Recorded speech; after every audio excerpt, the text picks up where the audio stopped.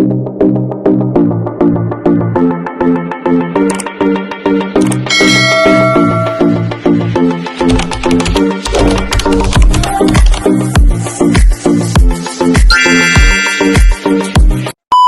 good morning guys.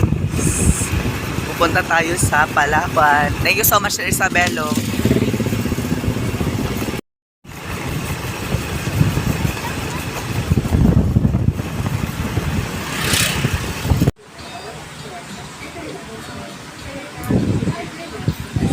Metro.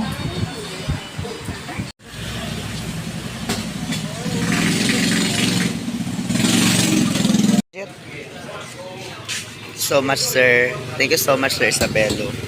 So ayan guys, dito tayo sa lugar nila Jeric. Kapitbahay sila ni Mamshi Carla. Thank you so much sir. Guys, dito tayo sa bahay la Jeric. So ayan guys, mag-snack tayo with la Jeric and mother.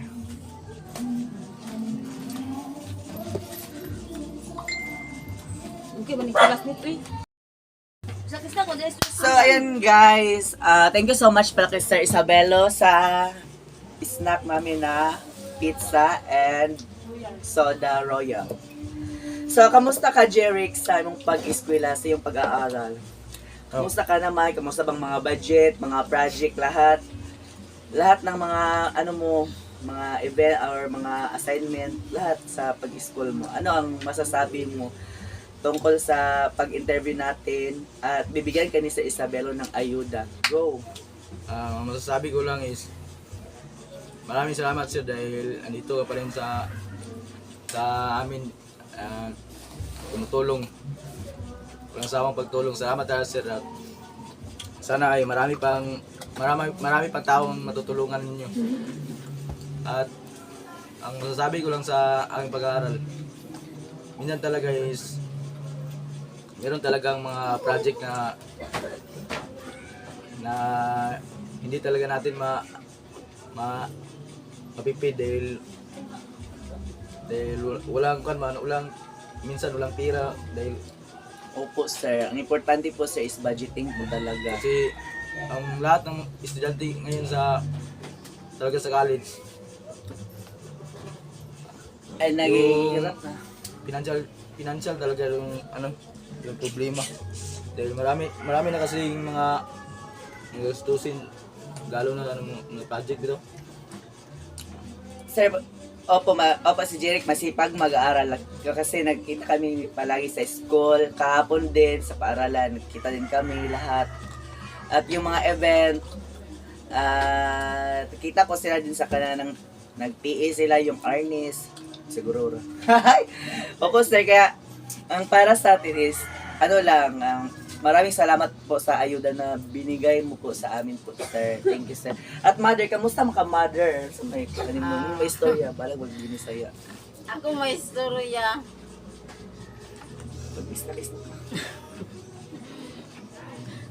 Salamat sir sa pagtabang kang Jeric sa iyang pag-eskwela. O sa akong kuan maayo man gihapon. Sa Ginoo sa ano ang diskarte mo ngayon, mother? Ano bang mga trabaho mo ngayon? Ano bang mga kikitan pang araw-araw?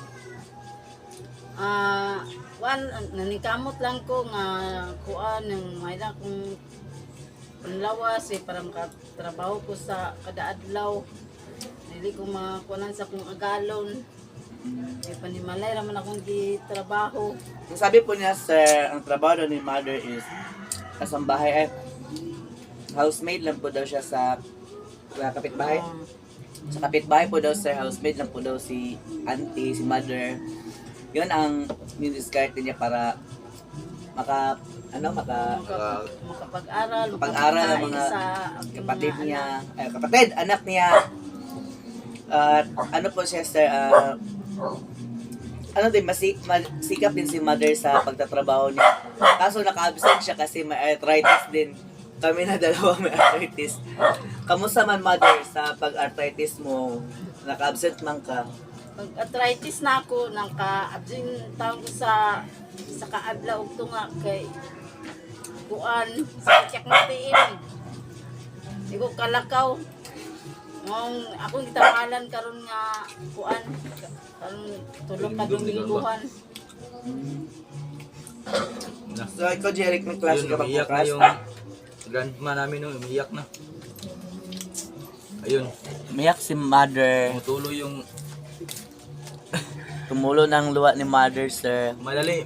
Malali po siyang umiyak, sir, sa interview po namin dito, sir. Parati siyang umiyak. Eh, artistahin kasi yan eh. At Jeric, bukas, ano bang klase mo? Pati yung kumakain, naiiyak na din. Hala, tuwara. Dalawa sila mga, kuan. Sana mabusog pa kayo. Mabusog na sa walay patak. Sir, ito po yung wall of gratitude malapit ng birthday mo. October 19. Kita mo, yan. Yung mukha mo na wall of gratitude. Bakang vlog. Mother.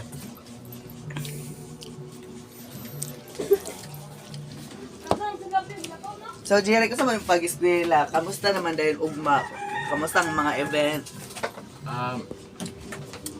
Sabi ko nga sa kanya is, madaming program na naganap. Katapos kahapon, Kapon. ano yun? Acquaintance party. Plus points yun. Mm.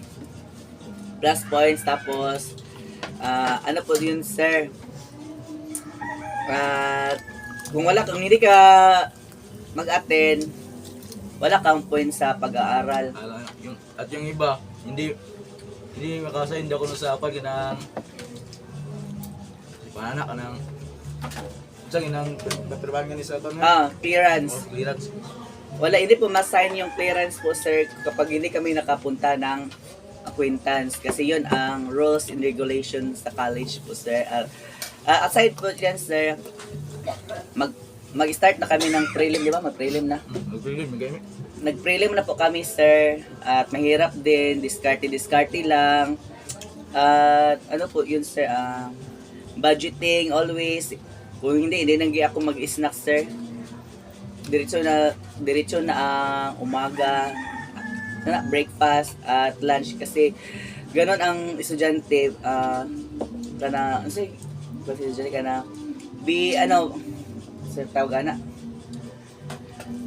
sa sariling sikap din at diskarte lang ang atin. Kasi kung wala kang sipag sa walang diskarte, so paano ka magkapagtapos sa college? Katulad sa amin ni Jeric, nag-aaral kami. Laban tayo. At dahil dyan, sir, ibigay ko na kay Jeric yung 2,000.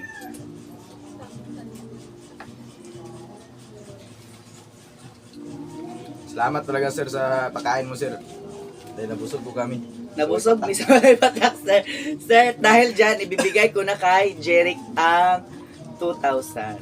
1,000. Thank you sir. At 2,000. At sa akin din naman, thank you so much, sir, na binigyan mo po ako din ng 2,000. Thank you so much, sir. Thank you sir at sana sir Mabusog mi. Char. nabusog niyo pa kami. Sana sir ay marami pa kayong taong matutulungan At more blessings po sa iyo, sir. At ingat po dyan palagi sa California. At kamusta mo kami sa mama mo? po sir. Di ba, auntie? Kumusta More. tayo sa mama ni Mr. Isabelo? More birthday to come sir. And more advance happy birthday, sir. Happy birthday, sir. At dyan lang po nagtatapos, sir. Bye! Salamat sir. Sir Isabelo, wall of gratitude.